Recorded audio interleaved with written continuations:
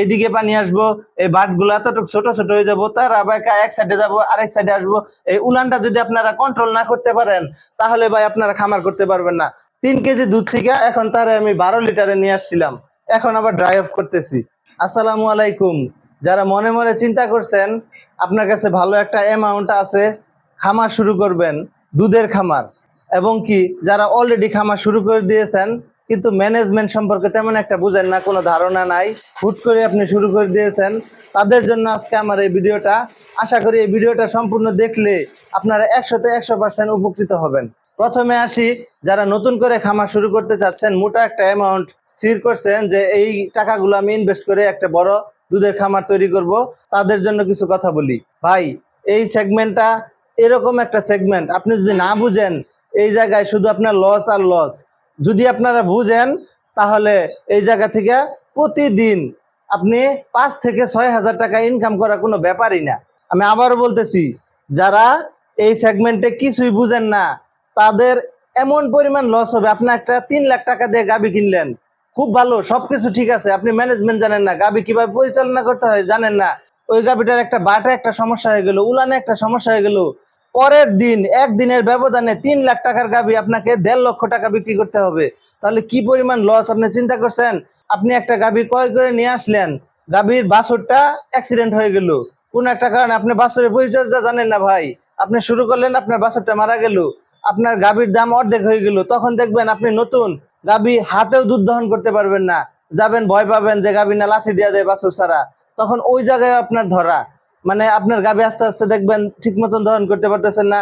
অনেক গাবি আছে বাছুর ছাড়া সম্পূর্ণ দুধ দেয়ও না, কিছু দুধ আটকায় রাখা দেয়, ওই জায়গায় আস্তে আস্তে কি হয়, গাবির দুধ কমে যায়, ভিতরে শুকায় যায়, অথবা ম্যাস্টাইটিস হয়ে যায় দুধ আটকে থাকার কারণে। তখন কি হয়, ওই গাবিটা আপনার আস্তে আস্তে শুকায়, প্রোডাকশন পাইতেছেন না, তাকে তো খাবার আপনাকে ঠিকই দিতে হইতেছে, কিন্তু আপনি প্রোডাকশন পাইতেছেন না, শরীর শুকায় যাবো যদি খাবার কম দেন, আর যদি খাবার ঠিক মতন দেন আপনার খরচ বেড়ে যাবো, আপনাকে ভর্তুকি দিতে হবে। কেমন ভর্তুকি? আপনার একটা গাভীর পিছে বাজেট আছে দৈনিক আপনার 400 টাকা, 450 টাকা, আপনি 450 টাকা দিলেন, কিন্তু তার কাছ থেকে দুধ পাইলেন মাত্র 3-4 কেজি, 5 কেজি। এই দুধে কি তার খাবার কভার আপ হবে? হবে না ভাই। আপনার কারেন্ট বিল আছে, নিজের একটা পারিশ্রমিক আছে, সবকিছু মিলিয়ে দেখবেন যে দিন শেষে ধরা মাসে 50,000, 60 টাকা, 60,000 টাকা পর্যন্ত আপনাকে ভর্তুকি দিতে হইতেছে খামারের পিছনে। তখন আপনার মনোবল এরকম হবে যে খামার করে আমার লস, আমি খামার আর করবো না। এই 10 লাখ 15 লাখ টাকা এই লসের ভিতরে আপনি আস্তে আস্তে গরুগুলো বিক্রি করে দিলেন, দিয়ে খামার বাদ দিয়ে দেউলিয়া হয়ে গেলেন। ভাই, আগে ভাবেন, ভাবিয়া করিয়া কাজ, করিয়া ভাবিও না। কাজ করার আগে ভাবতে হয়, পরে ভাবলে ভাই হবে না। আপনি 2 বছর 3 বছর পরে যে লস দিয়ে বসে থাকবেন, তার চাইতে 2-3 বছর স্টাডি করেন, বিভিন্ন খামারে যান, যারা খামার সম্পর্কে জানেন তাদের ভিডিও দেখেন, আপনার ডাক্তারদের সাথে ভালো সম্পর্ক রাখেন, খামারি ভাইদের সাথে ভালো সম্পর্ক রাখেন, এরকম কোনো খামারের খোঁজ করেন যেই জায়গায় থাকলে বা আসা যাওয়া করলে আপনি দাঁড়াই থেকে অনেক কিছু শিখতে পারতেছেন। আপনার যদি খামার করার চিন্তা থাকে, মনের ভিতরে ফিকির থাকে, আপনি ভাই যে কোনো ভাবেই হোক আপনি হাসিল করতে পারবেন, জ্ঞান অর্জন করতে পারবেন। আপনার মনের ভিতর যদি এটা দাগ কাটে যে আপনি খামার করবেনই, তাহলে অবশ্যই আপনারা খামার শুরুর আগে সবকিছু শিখা ম্যানেজমেন্ট করে তারপর শিখেন, না হলে ভাই ধরা ধরা এই ধরার কোনো মানে মানে মাপ নাই, আপনি ধরা খাবেনই, 100% ধরা খাবেন। আর যদি আপনারা গাভী ক্রয় করার আগে ভালোভাবে পর্যবেক্ষণ করেন, স্টাডি করেন গাভীকে কিভাবে বীজ কনসেপ্ট করাইতে হয়। এই 2 দিনের কথা বলি, এই 2 দিনে আমার ইনবক্সে না হইলেও 2 থেকে 3 হাজার মেসেজ আসছে, সেম একটা প্রবলেম, কি যে ভাই আমি নতুন গাভী কিনে নিয়ে আসছি, খাবার খাইতেছে না, নতুন গাভী কিনে নিয়ে আসছি, শুকায় যাইতেছে, নতুন গাভী কিনে নিয়ে আসছি, দুধ দিতেছে না, দুধ দেখাই দিছে 15 লিটার, আমি 2 দিন দহন করে নিয়ে আসছি থাইকা, কিন্তু আমার এখানে আইসা দুধ হইতেছে 5 লিটার 6 লিটার। এর কারণ কি? এটা তো মনে করেন যে আপনি যেই জায়গা থেকে কিনছেন তার সমস্যা না, সমস্যা আপনার, আপনি ম্যানেজমেন্ট করতে পারতেছেন না, আপনি আপনার গাভীকে পরিবেশ দিতে পারতেছেন না। এটা তো তাকে দোষারোপ করলে হবে না, দোষ আপনার, আপনি জানেন না, বুঝেন না, শিখেন নাই। আমাদের তো এরকম সমস্যা হয় না। এখন আপনার মনে করেন ঠেকিয়া তারপর শিখছি, যে জায়গায় ঠেকছি ওই জায়গায় শিখছি। একটা প্রবাদ আছে না, আমি যখন নতুন খামার করি 10 লিটার দুধ দেখে নিয়ে আসলে দুধ হয় 5 লিটার, কিন্তু মাশাল্লাহ আপনাদের দোয়ায় এখন যদি 15 লিটার দেখে কোনো গাভী কিনে নিয়ে আসে, আমার এখানে এসে 20 লিটার হবে, কারণ আমি এই সম্পর্কে অবগত। সে যা জানে তার চাইতে একটু বেশি আমি হয়তো বা জানি, তার জন্য আমি 5 লিটার বাড়াইতে পারছি। ভাই এই ব্যাপারীরা দেখেন দুধ দেখাইতে পারে, এই জায়গায় গরু বিক্রি করে বেশি দুধ দেখায়, ওই জায়গায় গরু বিক্রি করে বেশি দুধ দেখায়। তারা যদি ব্যাপারীদের প্রায় দেখবেন 50% অশিক্ষিত। তারা গরু বেচা কিনা করে দেশি গরু লাড়াচাড়া করে আস্তে আস্তে ফ্রিজে এনে আসছে। তারা যদি দুধ দেখাইতে পারে, আপনি আমি শিক্ষিত ভাই, আমরা এডুকেটেড, পড়াশোনা করছি, তাহলে আমরা কেন পারবো না? তাদের চাইতে অনেক ভালো করতে পারবো আমরা, যদি আমরা একটু স্টাডি করি, একটু গবেষণা করি এগুলা নিয়ে। বেশি না, আপনি 1 বছর যদি ঘোরাফেরা করেন, আপনার ঘরে 2টা বকনা রাইখা যে আপনি বাহিরে দেখলেন, ফলশ্রুতিতে আপনার খাবারের সেগমেন্টে আগে বকনার সাথে পরীক্ষা করলেন যে এই খাবারগুলো দিলে আমার বকনার তাড়াতাড়ি বড় হয়ে যেতেছে, তার গঠন পরিবর্তন হইতেছে, তাহলে বুঝবেন যে আপনার খাবারের সাইডটা শিখা হয়ে গেছে। যখন আপনার বকনাকে ডাকে আসবে, হিটটা বুঝবেন যে কতক্ষণ হিট থাকে, হিটের যে বিষয়টা আছে, হিটের সার্কেলটা বুঝতে পারেন। তাহলে আপনি পরবর্তীতে আপনার যে গাভী ক্রয় করেন, গাভীকে তার 40 থেকে 42 দিনের ভিতরে বীজ কনসেপ্ট করাইতে পারবেন। হিট সম্পর্কে আপনার ধারণা হয়ে যাবে যে হিট আসলে কিভাবে কাজ করতে হয়, কিভাবে কনসেপ্ট করাইতে হয়। তো এখানে 2টা জিনিস আপনার শেখা হয়ে গেল। আমরা কিন্তু এই 2টা জিনিসের বেশি মাইর যায়। কি বিষয়? যে খাবার, আপনি আপনার গরুকে ভালোভাবে খাবার দিতে পারতেছেন না, দুধ কমে যাইতেছে, তার শরীর শুকাই যাইতেছে, এই একটা বিষয়। তাহলে আপনি বকনা কিনলে কি হইতেছে যে ওইটা শিখে ফেলতেছেন আগে, গাভী কিনার আগেই।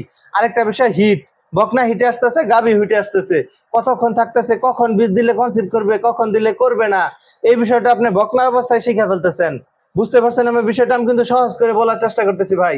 এই 2টা বিষয় শিখলেন, তারপর আপনার বকনা যদি কনসিভ করলো, আলহামদুলিল্লাহ, তখন প্রেগনেন্ট অবস্থায় বকনাকে কিভাবে পরিচর্যা করতে হয় সেটা আপনি ওই একটা ডেঞ্জার জোনে যাওয়ার আগে আপনি শিখতে পারতেছেন। একটু যদি মনোযোগ দেন, একটু চেষ্টা করেন, আপনি এগুলো আগে শিখতে পারবেন। তো শিখে গেলেন, তারপর আপনি বকনা ডেলিভারি, ওই ডেলিভারিটা যদি আপনি প্রথমবার আপনি নিজে না পারলেন, একজন অভিজ্ঞ লোককে নিয়ে আসা করাইলেন, তো আপনি নিজে দাঁড়ায় থেকে দেখলেন কি পজিশনে কিভাবে ডেলিভারি করতে হয়, ওইটা করলেন, তো আপনি আরেকটা জিনিস শিখে গেলেন। আপনাদের কি বুঝাইতে পারতেছি ভাই? আরেকটা জিনিস শিখতে পারলেন, শিখার পর আপনি ডেলিভারি কমপ্লিট করলেন, শেষ। তারপর কি হয়েছে? উলান, উলান নিয়ন্ত্রণটা, এটা হলো সবচাইতে বড় পার্ট ডেইরি সেক্টরের। একটা গাভীর যদি আপনি 10 থেকে 15 দিনের ভিতরে তার যে উলান আছে, এই উলানটা আপনারা কমপ্লিট না করতে পারেন, এই দেখেন উলানের একটা শেপ। আর যখন গাভী বাচ্চা দিবে, তার আগে এরকম পানি আইসা এই যে এরকম হয়ে যাবে যদি ভালো যত্ন পায়। এইদিকে পানি আসবো, এই বাটগুলো এতটুকু ছোট ছোট হয়ে যাবো, তার আবার এক সাইডে যাবো, আরেক সাইডে আসবো। এই উলানটা যদি আপনারা কন্ট্রোল না করতে পারেন, তাহলে ভাই আপনারা খামার করতে পারবেন না।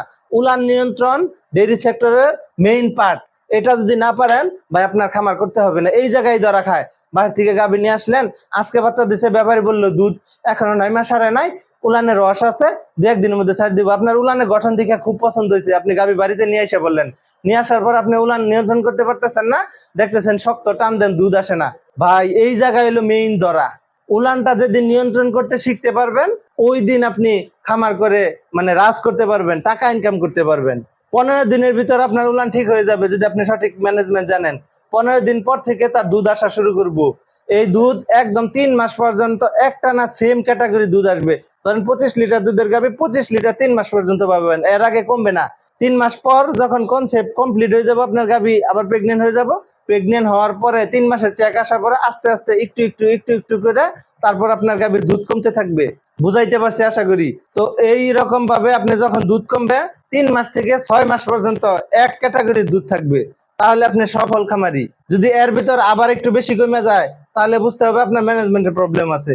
এই যে দেখেন আমার এই গাভীটা প্রথম বাচ্চা দেওয়ার পর, এই বছর যে বাচ্চা দিছে, বাচ্চা দেওয়ার পর এর বকনা বাচ্চা হয়েছে, বাচ্চা দেওয়ার পর সে 25 থেকে 26 লিটার দুধ দিছে। এটা আমার এই কিছুদিন আগ পর্যন্ত ছিল, এখন সে প্রেগনেন্ট আছে, এখন তার দুধের 20-এ নামে আসছে, 20 লিটারে। এটা চলবে ড্রাই অফ পর্যন্ত, এক ক্যাটাগরি দুধ থাকবে, ড্রাই অফ শেষ, তারপর মনে করেন যে আস্তে আস্তে আবার কমবে। আবার এই পাশে আসেন, এই দেখুন, এই দেখেন, এই যে আমার একটা গাভী, এই গাভীটা নিয়ে সেদিন আপনাদেরকে একটা দুধ দহনের ভিডিও দিয়েছিলাম। এই গাভীটা আমি যখন নিয়ে আসি 3 কেজি দুধ আসছিল, মাত্র 3 কেজি। 3 কেজি দুধ থেকে এখন তার আমি 12 লিটারে নিয়ে আসছিলাম, এখন আবার ড্রাই অফ করতেছি। এই গাভীটা মনে করেন একটা রিজেক্ট গাভী এরকম ছিল, মানে তার শুধু জাস্ট পেটে বাচ্চা ছিল, এই অবস্থায় একদম শুকনা হাড্ডি, আরো কন্ডিশন খারাপ ছিল। ইনশাল্লাহ আপনাদেরকে এটাও করে দেখাবো যে আর কি পরিমাণ স্বাস্থ্য হয়। এগুলো ম্যানেজমেন্টের বিষয়। যখন আপনি পুরাপুরি গরুর সেক্টর সম্পর্কে বুঝতে পারবেন, আপনারা এরকম কম দামি বড় বড় গাভী যেগুলো রিজেক্টের ক্যাটাগরি, এগুলো নিয়ে আসাও যদি ঠিক মতন বীজ ধরানো শিখতে পারেন, তাহলে আপনারা করতে পারবেন। তখন দেখা গেছে আপনি 1.5 লাখ টাকা দিয়ে একটা রিজেক্ট বড় বডির গাভী কিনে নিয়ে আসলেন, বীজ কনসিভ করাইলেন, 6 মাস থেকে 9 মাস পারলেন প্রেগনেন্ট অবস্থায়, 9 মাস পর বিক্রি করে দিলে 3 লক্ষ টাকা বিক্রি করতে পারবেন ওই একটা রিজেক্ট গাভী। এখানে আপনার খরচ হবে 50,000 টাকার মতো, 1 লাখ টাকার উপরে আপনারা প্রফিট করতে পারবেন। আশা করি বুঝাইতে পারছি। তো আপনারা কি বুঝতে পারলেন? নতুন অবস্থায় যারা খামার শুরু করতে চান অবশ্যই অভিজ্ঞতা নিবেন। আর যারা অলরেডি শুরু করে দিয়েছেন, এরকম অনেক মেসেজ আমার কাছে আসে যে ভাই খামার শুরু করছি, এখন তো কোনো কিছু নিয়ন্ত্রণ করতে পারতেছি না, এখন আমার কি করণীয়? আমি কি আরেকটা নতুন গাভীতে চলে যাব, মানে আরেকটা গাভী কিনবো, এই গাভীটা সমস্যা হয়েছে? ভাই মাথা ব্যথা হলে মাথা কাইটা ফালাই দিলেই আপনার প্রবলেমের সমস্যার সমাধান হবে না। মাথা ব্যথার ট্রিটমেন্ট নিতে হবে। আপনি এখন একটা গাভী কিনা ফেলছেন, এখন কি করণীয়? এখন আপনাকে জানতে হবে, বুঝতে হবে, একটু একটু যে জায়গায় শিখতে পারেন ওইটাই প্রয়োগ করেন। এই জায়গায় তো বাদ দেওয়ার কোনো অপশন নাই। আপনি ওইটা নিয়ে প্রয়োগ করেন। নতুন করে কোনো গাভী কিনবেন না, যেটা কিনছেন সেটা দিয়েই প্রয়োগ করেন। প্রয়োগ করে শিখেন, জানেন, বুঝেন। আপনাদেরকে বারবার আমি বলি যে যে কোনো সমস্যা আমার ইনবক্সে মেসেজ করবেন, আমি আপনাদেরকে রিপ্লাই করব, আপনাদের সমস্যার সমাধান দেওয়ার চেষ্টা করবো। ইতিপূর্বে অনেককেই দিয়েছি, আলহামদুলিল্লাহ তাদের কাজও হয়েছে। তারা আবার ফিডব্যাক আমাকে জানাইছে যে ভাই উপকৃত হয়েছি, এই পর্যায়ে আমার গাভী এখন ভালো আছে, ভালো দুধ পাইতেছি, খাবারও শুরু করছে।